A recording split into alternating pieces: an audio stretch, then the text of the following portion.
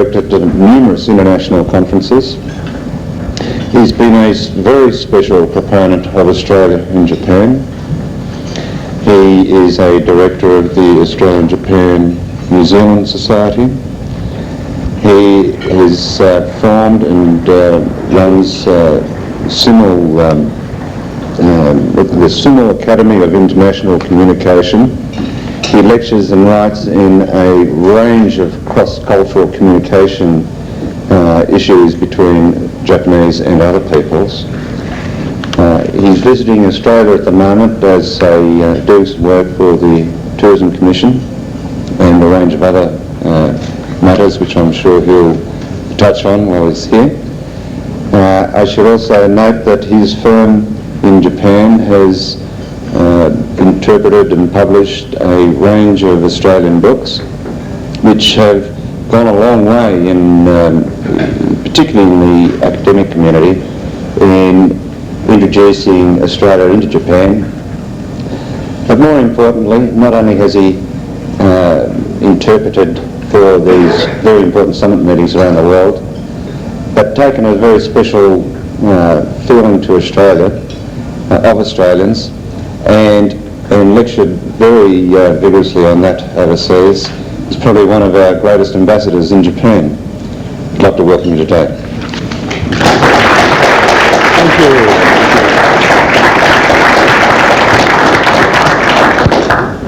Thank you, Mr. Monahan, for the very generous introduction. Ladies and gentlemen, I thank you particularly because you read that introduction almost exactly as my PR advisor wrote. Thank you. And I'm very much touched by your welcome. Normally when I speak about Australia in Japan, I wear one of my 3 Akubura hats. And I don't need to do that today. But I'm wearing a rather Aussie tie with a kangaroo and gum tree and this lovely Aussie green. And I bought it being a typical Japanese tourist in Brisbane the other day. And I know last year one of my closest friends, Mr. Yukio Matsuyama, spoke here, former Asahi Shimbun journalist and columnist. He and Ambassador Hasegawa, my good friend, old friend, and I, many people consider some of the very few Japanese public speakers starting their talks with a joke.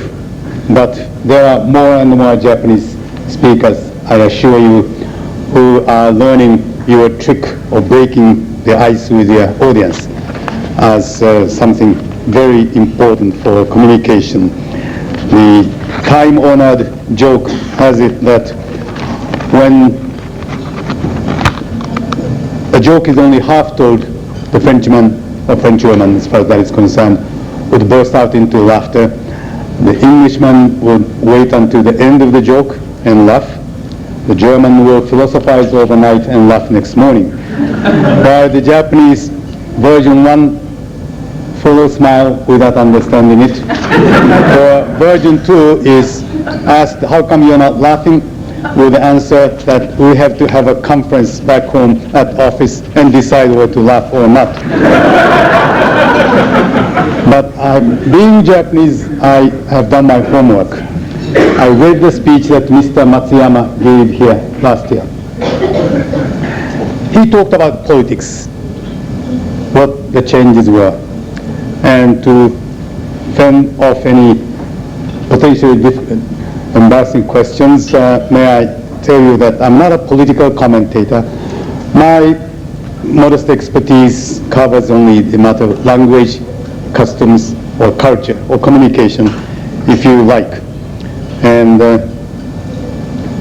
suffice it to say that I have one quasi-political joke without any cynicism intended to anyone, because I'm quoting this joke from a recent Time magazine, science section at that. Every other week I read these Time and Newsweek magazines and the bulletin too from the last page. They open the new world for me. to start from the other side, from the opposite end. And there was an article about discovery of a gigantic black hole somewhere out in the universe, 100 million light years away from us. So massive that it swallows in, sucks in everything, stars and the nearby galaxies. But the article ended. And although these black holes take in everything and you never hear of what happens to these things, there are more immediate nearby black holes that we should be careful about. 3 such black holes. 1, US budget deficit. 2, the Russian economy. 3, the Prime Minister's residence in Japan. And this is not my joke. Time magazine science section 2 weeks ago. So my political commentary ends there. We are being taken as those inscrutable Japanese. Very often we're becoming less and less inscrutable, I hope, even though some of your institutions, particularly in political arena, are almost equally inscrutable to us. Many people visiting Japan, business people, political leaders and others, are somewhat properly warned not to try their joke with the Japanese audience. 1, because the Japanese won't understand our jokes anyway. 2, the one I don't like, is the interpreters won't be able to render them into Japanese. We can. As long as your jokes are not play on words or highly esoteric, religious, political, ethnic type of jokes. There are plenty of jokes that you can share with people from different cultures and languages. But it would be a good idea if you like to break the ice with an amusing anecdote, be it a very popular joke that you can tell with your family, or maybe your own experience, particularly not of your success, but some of your failure or shortcomings. If you like to use that, you might test it with your interpreter. There's no point in trying to fool or be mean to the interpreter. One distinguished American scholar whom I had known professionally for over 10 years was giving his sort of farewell address to an academic gathering in Japan before retiring from his position. And he had no manuscript as usual. And when I asked him if he had anything he wanted to tell me about, he said, no, Oh, by the way, because my name has too many syllables, Masumi Muramatsu, not easy for you to pronounce. And I go by the nickname MM, an abbreviation I acquired during the Allied occupation when I started working. He said, I won't tell you my joke. I'm going to test if you can interpret that. So I said, affecting mock politeness, sir, if you mean to break the ice with your audience, I'll do my best to make them laugh with you. But if you do that to be mean to me, I can make them laugh at you when you don't want to be laughed at. He said, I got the message. And 3 years hence, we are still friends. People argue often what is the second oldest profession. I know once Prince Charles said that as a member of the world's second oldest profession before delivering his speech. Some people think interpreters are the members of the second oldest profession.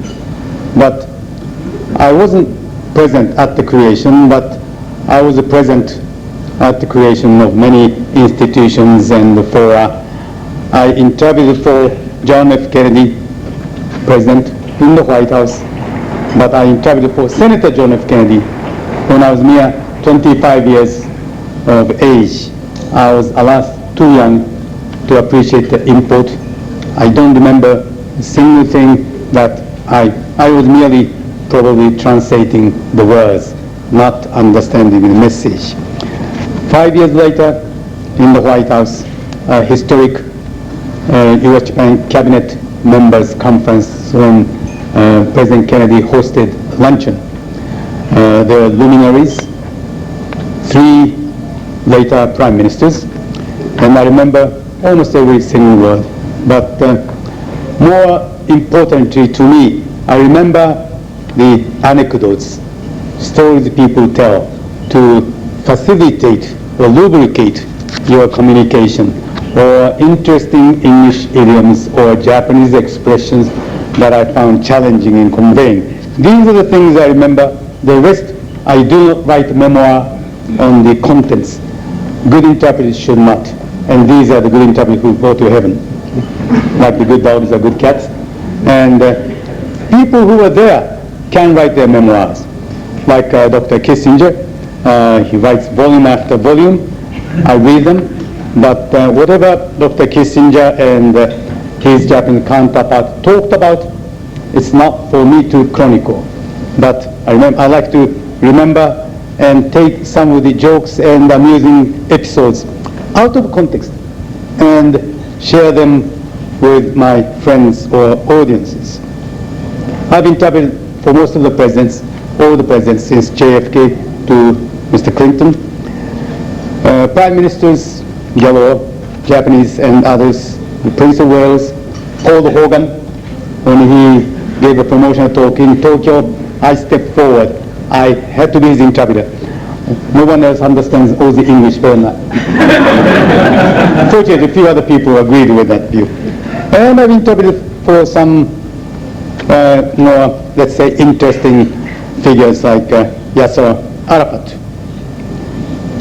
My favorites are some of the Nobel Prize laureates. I don't mean to drop names, but John Kenneth Galbraith, Milton Friedman, Paul Samuelson are some of my favorite clients for the sense of humor that they employ and display. Their economics is not for me to judge and often beyond my comprehension, but no matter. Political figures like Helmut Schmidt and Lee Kuan Yew have always been interesting. What I always try to do and teach my young trainees to do is, as I said, not translate the words, but convey the message. Take everything in context. And that way you do well. And let me just share with you one case of a rather successful piece of interpreting. When Yasser Arafat was in Japan many a year ago, probably 12 years ago, and had a welcome luncheon, semi-public, and I know the event was written in the press later, so it is no secret. He was begging the Japanese business community to please come and invest in Palestine. He was speaking in English with heavy Arabic, I suppose, accent, with what I later found out to be a touch of French accent. He must be French educated. He said, please bring your capital, bring your technology, please bring your managers. That's what most people seeking overseas investment say. But then he said, Japanese workers are also free to travel in Palestine. At which point I very quietly asked, Mr. Chairman, do you mean they're free to work? Yes. Thank you, Mr. Interpreter. I mean free to work. He was thinking in French, free to travailler, I suppose, and then translated mechanically into free to travel. But you are talking about tourism in Palestine. So that is when my little bit of French helped. I only have college French, but that was helpful because I was thinking contextually. It will not be right to translate him as saying Japanese workers are free to go to anywhere and enjoy the sight in Palestine. No. So at the same time, you should never be overconfident. If you hear something that you don't fully comprehend, convey it as best you can do, but essentially after you do that piece to the best of your conscience, the responsibility for saying whatever rests with the speaker. Sometimes the speakers, not only political arena, say, if you forgive me, the darndest things. We are not judges. We do not scrutinize. We do not edit, unlike many of you in the journalist profession. We don't add anything, we don't subtract anything. If the speaker praises the interpreter, sometimes they do, at the end of our conference, we have to translate, because that shows the speaker's generosity, kind-heartedness to the audience. I should not deprive the audience of that impression, but we do it by understating just a tad or just a bit, and many people feel that, and that we appreciate. At the same time, if there's any critical comment like, I didn't say that, that must have been mistranslated, we pass that on as it is. We don't cut it out. The only time recently, I exercised my censorship. What my client said was, when Larry King of CNN was in Tokyo being interviewed by Japanese people and asked the question, what is the secret of his success? He said, you have to be confident, in his Brooklyn accent, mind you. You have to be yourself, and there's an American word, he said, which I don't think the interpreter can translate. It's called chutzpah. Now, when he said the American word, I knew what he was going to say. C-H-U-T-Z or Z-P-A-H. Very commonly used in the United States, particularly in the East among the professional people. And I omitted that. I don't think the interpreter can do it. It bothered me. I cut it out and I said the American word in Japanese, and I even repeated word chutzpah after my very good translation of the word atsukamashi, or arrogance or hubris, in a very, very colloquial tone. And Mr. King didn't know it. And for him to say that the interpreter wouldn't be able to do it was the case of his chutzpah, and my cutting that out was my chutzpah. I enjoyed it. But at the same time, we are not infallible. We make human errors.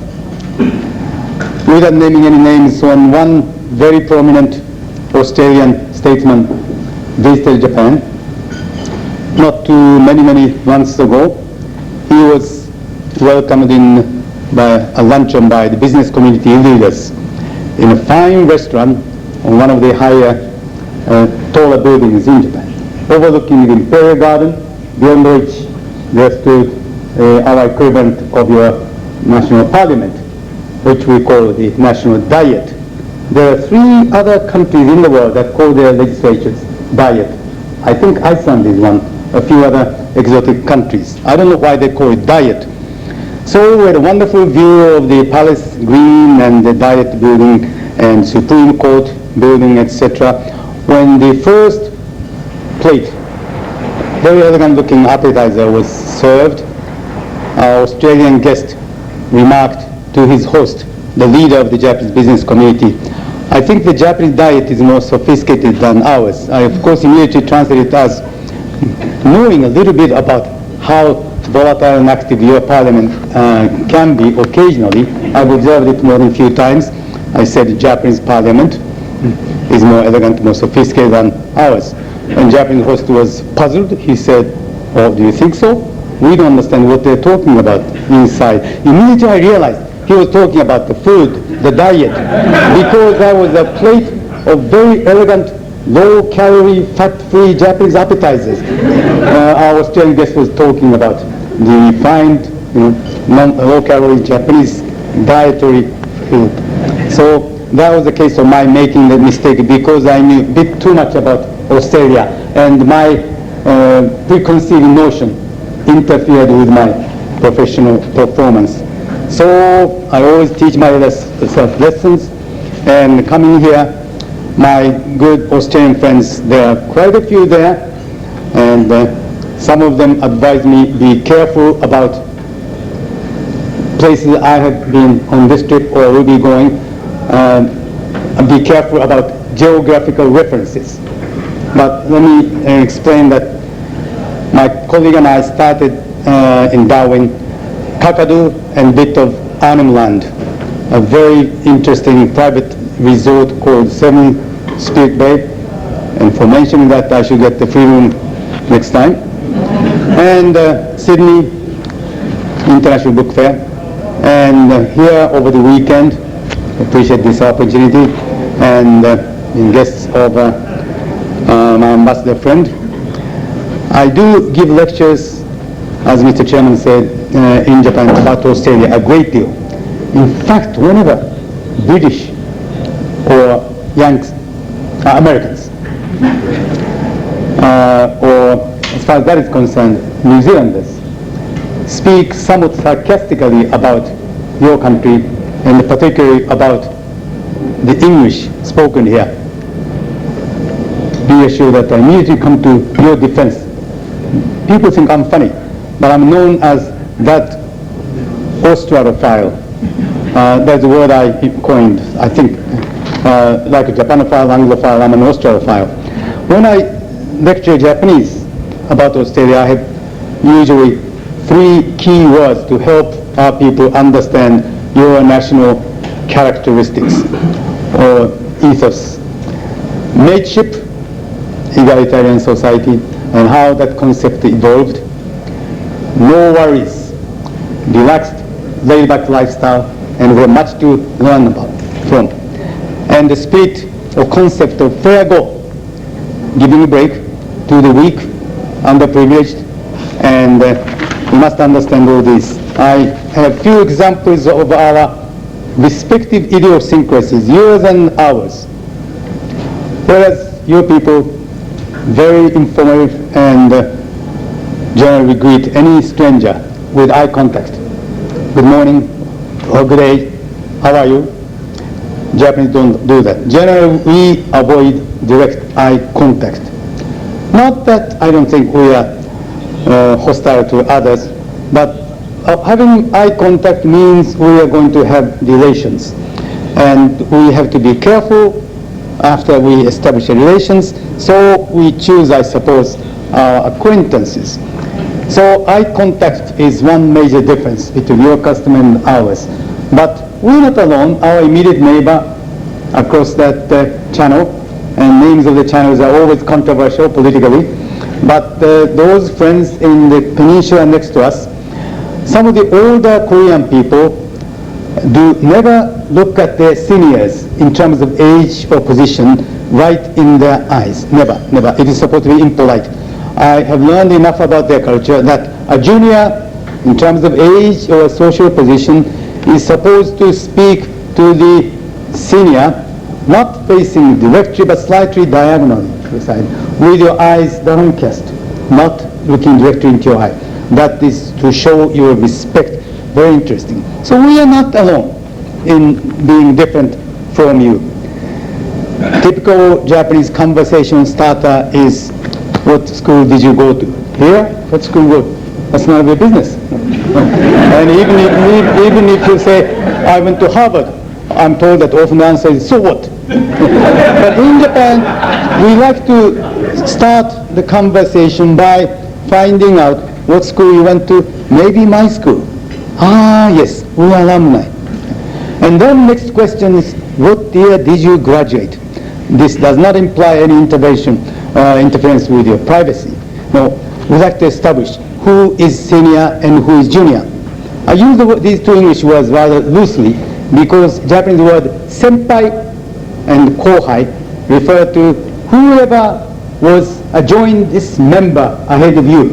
So as far as this membership at National Press Club goes, the one who joined a week earlier is your senpai, and in some cases you have to show respect. And kohai, who joined your kindergarten or who graduated from your college a few years later, you are supposed to, as senpai, show your compassion, somewhat patronage, guidance, tutor mentorship, and so on. That is why we ask. Many people are beginning to learn that these are things that you're not supposed to. Like, are you married? How many children have you? Please, I beg you, do not be shocked or do not detest the Japanese when they ask you these questions. We're learning. It will probably take a few more years before we stop asking these seemingly private questions. But these are being asked to determine what sort of respectful distance we should keep or how chummy I'm expected to be with you. Traditionally, having to be married and having more children was a factor in earning respect. That is why we ask these questions. I don't, but many people still do. Some of the JET teachers, English language, assistant English teachers, so-called in Japan, less than fully briefed about these customs, are shocked when seemingly cute, innocent junior high school or senior high school girls, particularly young girls, ask their teachers, particularly the ones they admire, handsome men, attractive young women, they say in their whole thing, studied but labored English, teacher, do you have a lover? This is a direct word-for-word translation of the Japanese. Meaning is, someone like you must have a wonderful partner.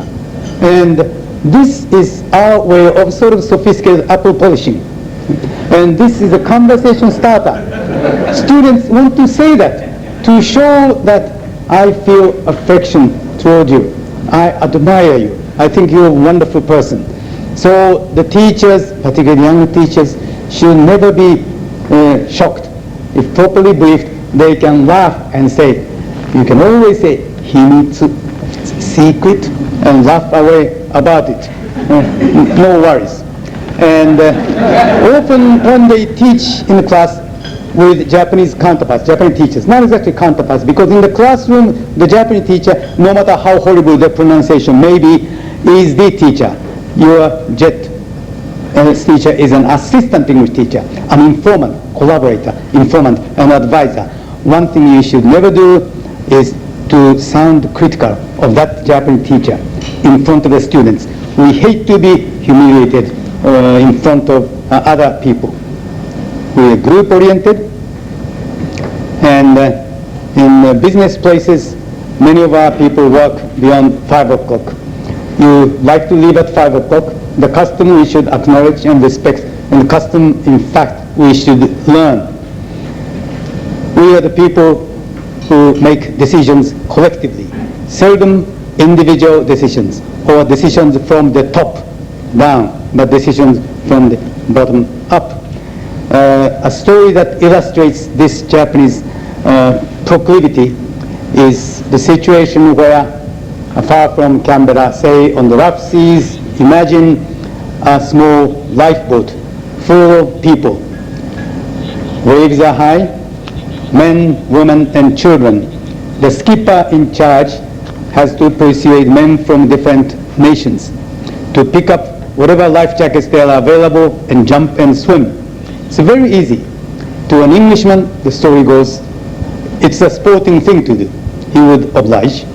To the German, he sternly says, it's a captain's command. The German would, of course, obey the order. To the Italian, don't jump, he would sure jump. To the American, they don't like rules, and they don't like orders from above.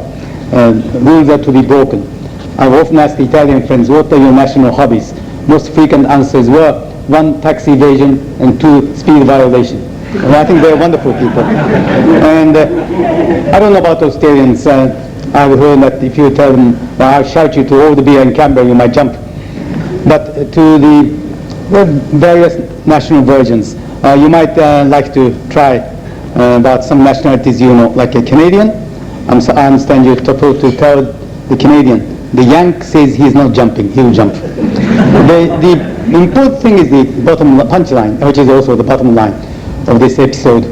To the Japanese, the skipper approaches him very quietly and whispers to him, everybody else is jumping, sir. We are supposed to shout it loud, everybody else is jumping. And Japan doesn't want to this heard by others, but if everybody else is doing, yes, I will do that.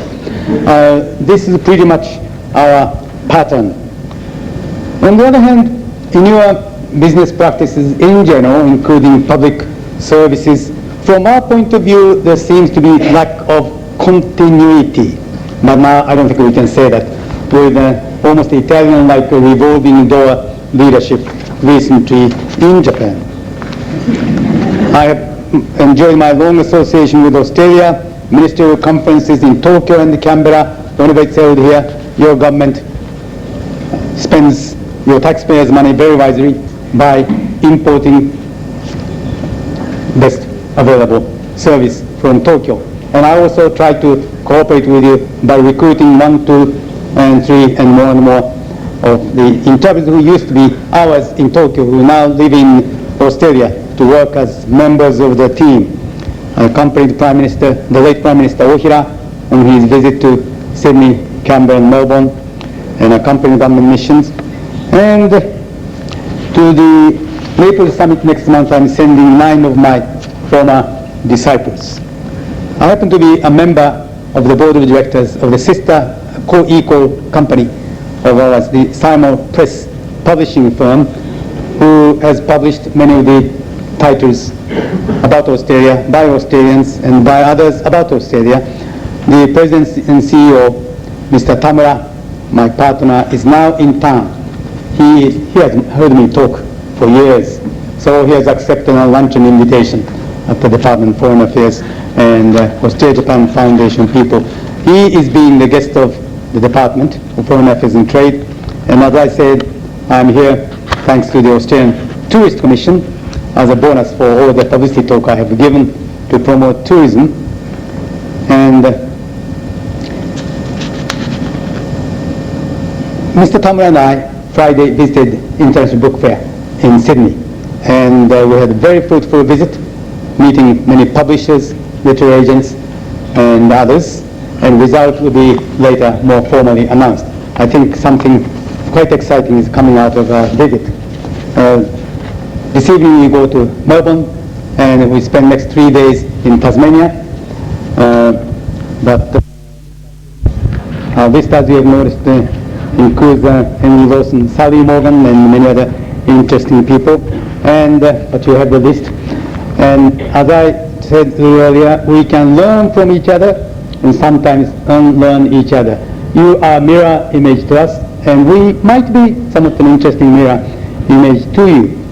The way you deal with the problems of physically disabled people, there should be a more politically correct term, is exemplary. We have a great deal to learn.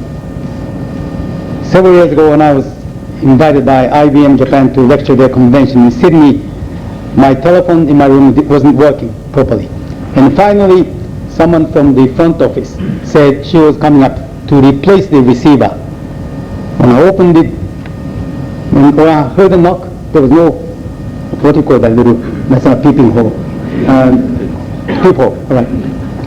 And there was a very attractive, starkly beautiful young woman with a telephone set.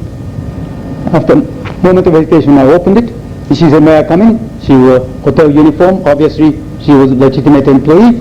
Opened it, and she closed the door behind me. And having been trained in America, I was a bit uncomfortable. And she knelt down and began unscrewing the non-functional telephone receiver, began replacing it. That was when I noticed that her left arm was minus her hand. And I was very surprised. And I kept on casual, friendly conversation, like, don't the trade unions mind you doing that? She said, no worries, customers are important.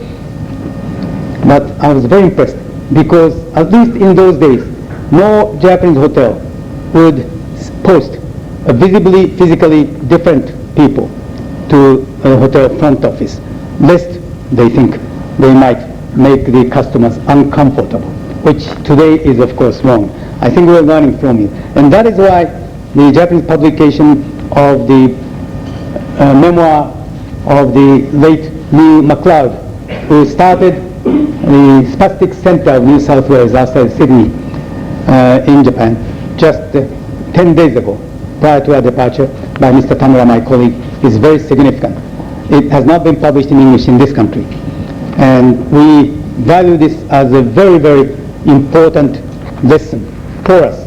You provide us a lot of models about the physically handicapped people or ill people, caring for the aged. Another thing which we think we probably do better, and maybe we have something to offer to you, is our self-restraint, self-control in order to minimize adverse impact upon others. In other words, sacrificing a bit of oneself for the good of all, but I'm not giving a lecture, but I think if you look around with an open mind, we always find something to learn from each other. The important thing is human contact, person-to-person diplomacy. Recently, I was very pleased to be instrumental in getting an Aussie a job in Japan.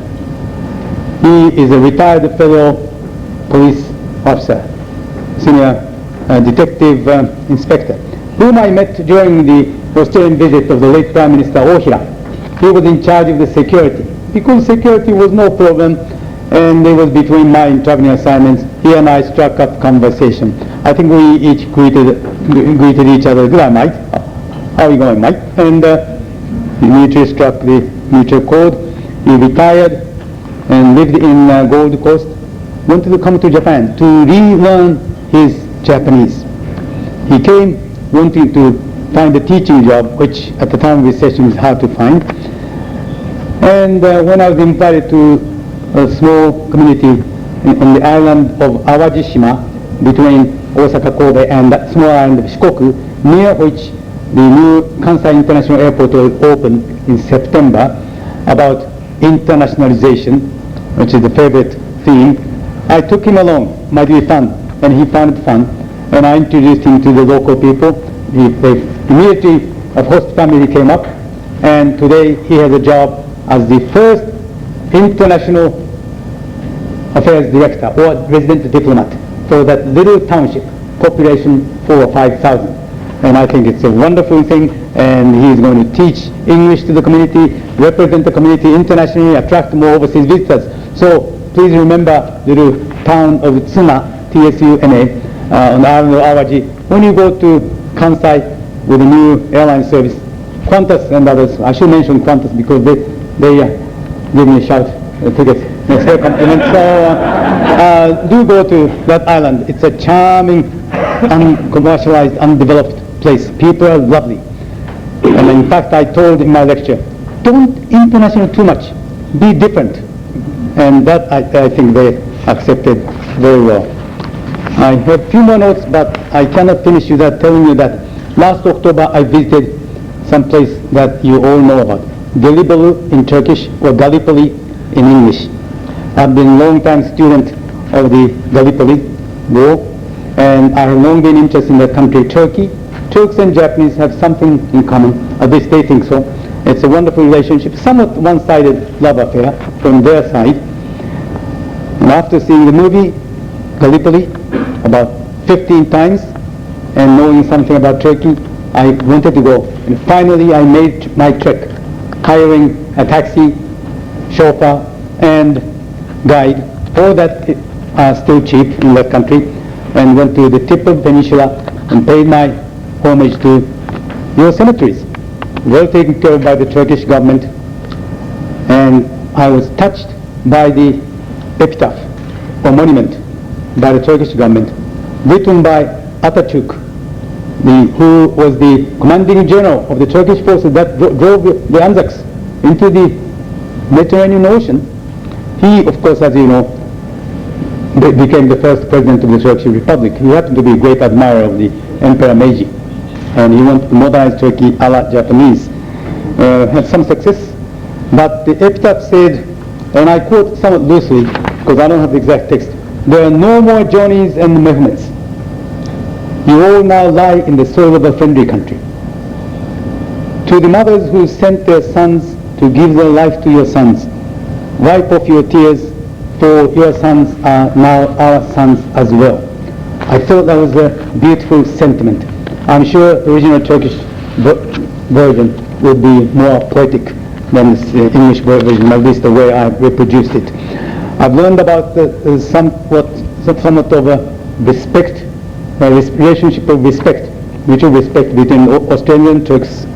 Turks admire Japanese, we feel affectionate toward them, and we are developing a great relationship of friendship. We're learning about your wonderful lifestyle, and you're learning something I trust from us. And when we can exchange jokes, the kind of jokes that the Australians are very good at, seemingly making fun of the others. sounding insulting to the third party who might happen to be present, but the kind of jokes only you can exchange between friends. When we can do that, beyond the language barrier, if need be, hire good translators, you can have my telephone number, then I think that's what you call bantering. Bantering is something Australians and the Britons are very good at each other, and Aussies and your friends Kiwis, and I use that term as a term of endearment. Americans and Canadians to some extent, English, Scots, Irish, Welsh, and I'm learning about these bantering exchanges. It will be many years before we can do that with our immediate and other Asian neighbors. For that, we must build more person-to-person friendships. And finally, all these things go beyond the language. Although I'm a keen student of English language of all colors and hues, and I take interest in your accent, and when I occasionally, carefully, mimic Australian accent, I do it advisedly, not in a professional performance of interpreting, lest I should sound funny or sarcastic, because many people make fun of the accent. And as I told you, I quickly come to your defense. But in one Australia-Japan mostly businessmen, they still call it business conference, Bill, you're naughty, you're not politically correct. It's time you change it to business people, or drop it simply business council. Anyway, who am I to criticize my clients?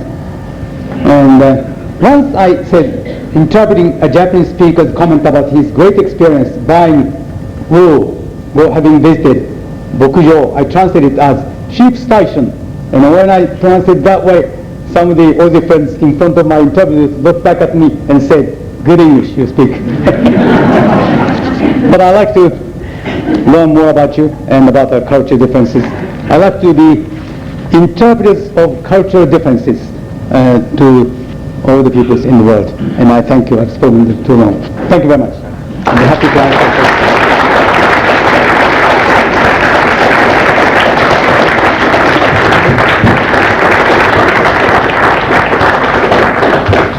Thank you, Mr. Muramatsu. We'll now have time to take a few questions from the audience. But our first question from the media, from Paul Lynham, 7:30 Report, ABC. Good day, MM Cotter. Thank you for joining this huge area of the world. I didn't say it, you said it. A few years ago, there were newspaper reports that when then Prime Minister Hawke was in Japan attempting to persuade the Japanese government to liberalise the rice market, he suggested that one thing that Japan could be confident of was that Australia would be a very reliable supplier of high quality rice. And to emphasise this point, he then said, according to press reports, you can be sure we won't play funny buggers. Was it true that this was translated into Japanese as we won't play humorous homosexuals? Thank you. Now I'll address you as Paul. A mateship having been established. That story is grossly exaggerated. Even if the Prime Minister had said that, a good interpreter would have interpreted contextually. It would not have translated as so literary in anatomical term. No, that would not have happened. I don't think so. Probably the case was the interpreter was probably dumbfounded. He didn't quite understand. They should have had me. And I would have rendered it into a very friendly, informal way. And that way you break the ice and achieve your purpose better. But I had suspected that this question would come up. But I'm glad you raised it, and I didn't have to. By the way, I think your rice is good. I have tried it at the Australian Embassy reception. There was whole Australian rice served without anything else, no condiments, and it was good. And recently, Japanese government made a special rule that all returning tourists and visiting tourists, I suppose, too, are allowed individually up to 100 kilograms of rice, duty-free. Oh, that's great news. And to take care of the shipping cost and everything, I'm going to buy 91 kilogram rice packages. I've already ordered them. And they will come by slow boat to Japan. And my wife and my two children will be able to consume half of them over the next few months, so that the rest won't go stale. I'm going to share them with my friends and talk about Australian rice.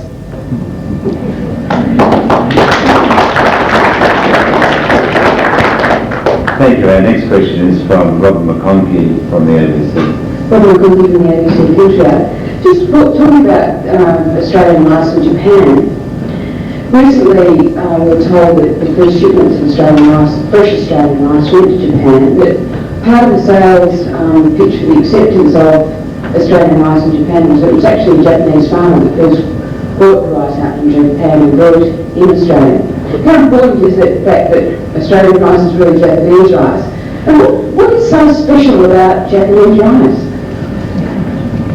The first part, I think, is an important piece of information for your promotion efforts, to try to persuade the Japan that this is really your rice.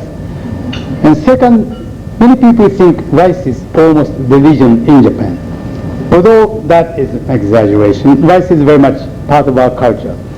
But one thing I will lament as the market becomes open is the deterioration of our landscape, scenery, beautiful rice paddies, rice fields, terrestrial rice fields. They will be gone, and once you know full well, you tamper with the topography, or is gone forever. That I'll be sad about. But that's the price we have to pay for modernization and internationalization. Personally, I'm all for the so-called alien rice. Whoever's rice is good. There have been sad stories of Japanese consumers not liking Thai rice. Thai people made great efforts to ship rice. Result was domestic price rose, and poor people didn't like it at all. But many people didn't like the Thai rice. They either threw it away, or didn't use it at all. No, I think it's very poor taste. I mean, not of the rice itself, ourselves. I think we should be open-minded enough to be able to use anyone else's product with maybe a little flavoring. But beyond that, rice is a highly delicate question. I think there are many vested interests, farmers and others. It will take time, but I think I've noticed that Australian people promoting rice exports are very, very subtle and sophisticated. I don't think people use the US-style pressure tactic or clout, or they speak softly but carry big sticks later, but they speak loudly and they carry big stick. And your people have been speaking softly and without any stick, not presenting Australian rice at the garden party at the embassy and other subtle means. And I hope my 90 kilograms will help too. Thank you.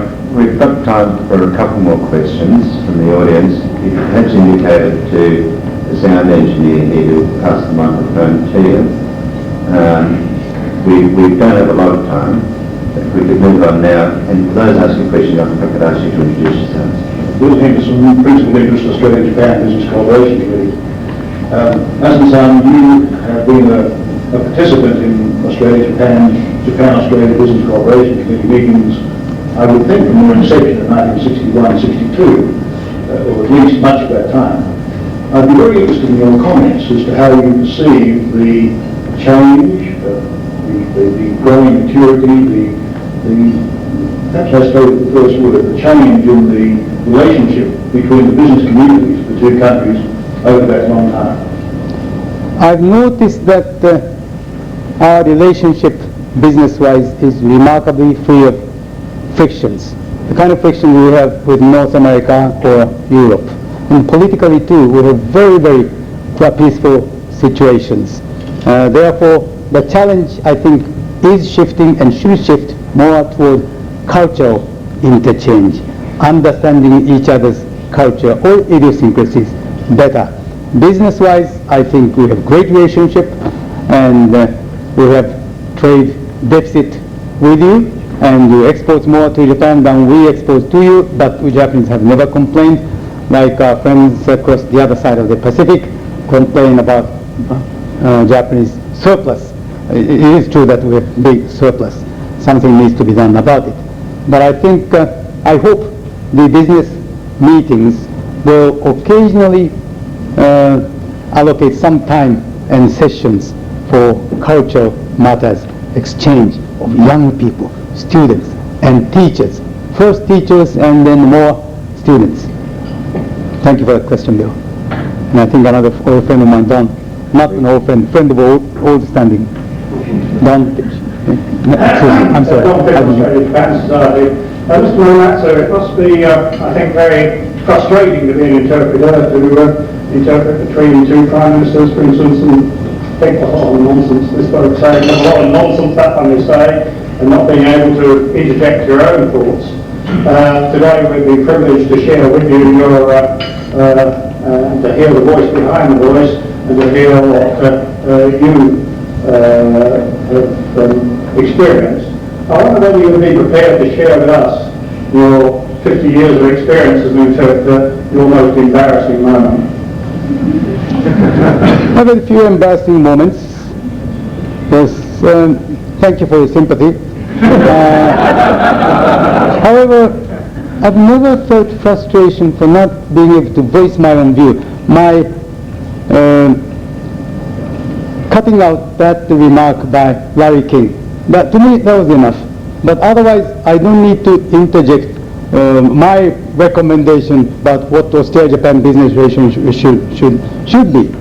My job is to bring out the essence and the flavor or style of that person's remarks to the people speaking the other language. As long as I do that very well, professionally, they understand each other perfectly well, because soon they don't hear my voice anymore. They hear the other people's inner voices through my physical voice.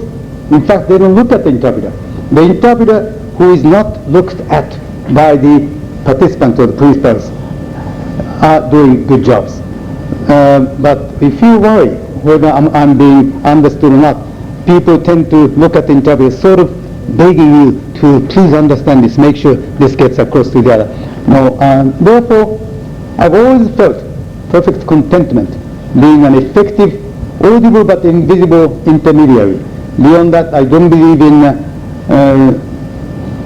writing about or talking about some of the fascinating political episodes or secrets.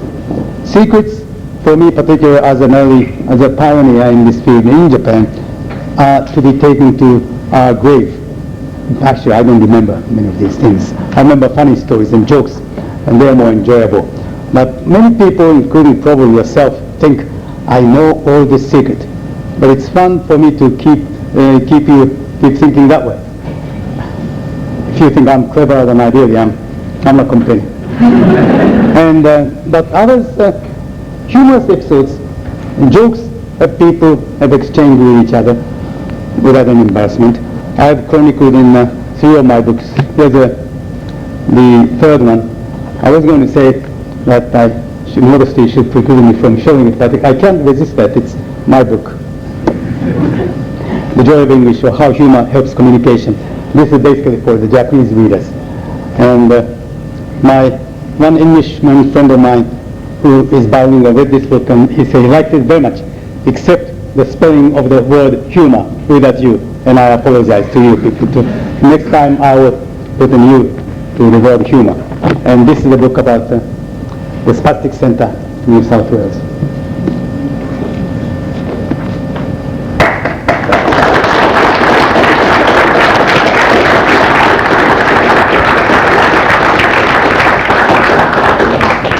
Well, I must say on behalf of everyone, thank you very much for what is, or what has been, quite a humorous presentation on style and essence in presentation, crossing those cultural boundaries and bringing those nations such as Australia and New Zealand and Japan closer together. I thought it was particularly humorous when he thought a favourite or one of your favourites, or two of your favourites, were Samuelson and Galbraith, the economists, particularly when you said they could put everything together into context. That was a curious one. I thought, well, we must have been crossing cultural boundaries there. M&Ms are a chocolate here in Melbourne, in Canberra, and coming out of Melbourne, and perhaps you'll visit there tomorrow night to be able to take a few back, together with the rice. What we'd also like you to take back, as a gesture of our appreciation, is the National Press Club tie. Thank you. I love it. It's not a reflection on the one you wear.